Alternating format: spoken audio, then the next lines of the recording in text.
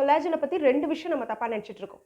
ஒண்ணு நம்ம கொலாஜன்ல வந்து கிரீம்ஸ், லோஷன்ஸ் எல்லாமே அவைலபிளா இருக்கு இல்லையா? அதெல்லாம் நம்ம வாங்கி நம்ம ஸ்கின்ல அப்ளை பண்ணும்போது, நம்மளோட ஸ்கின்ல வந்து ரிங்கிள்ஸ் எல்லாம் போயிடும், சாகி ஸ்கின் எல்லாம் போயிடும் அப்டின்னு நம்ம நெனச்சுட்டு இருக்கோம் இல்லையா?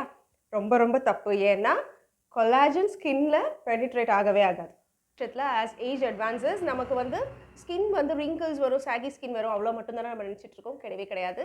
கொலாஜன் நம்மளோட உடம்புல நிறைய வேலைகள் செய்யுது. நம்மளோட டெண்டன்ஸ், நம்மளோட ஜாயிண்ட்ஸ், லிகமெண்ட்ஸ் இது எல்லாமே வந்து கொலாஜன் கம்மியாயிடுச்சுன்னா வீக் ஆயிடும். Even muscle loss, bone loss வரைக்கும் வரும். ஏன்னா, போன் 90% வந்து கொலாஜனால் செய்யப்பட்டது. ஸோ, உங்களுக்கு தலைக்கு டேண்ட்ரஃப் வர்றது, உங்களோட நெயில்ஸ் எல்லாமே ரொம்ப பிரிட்டிலா உடைஞ்சு விழறது, இது எல்லாமே வந்து கொலாஜன்னால கம்மியாகிறதுனால வரும். இன்னொன்னு கொலாஜன் ரிச் ஃபுட்ஸ் அப்படின்னு நம்ம பார்க்கும் பொழுது, சிக்கன்ல இருக்கிற ஸ்கின், அப்புறம் ஃபிஷ்ல இருக்கிற skin, egg, whites, phone broth இது எல்லாத்துலயுமே வந்து கொலாஜன் நெறையா இருக்கு. நம்ம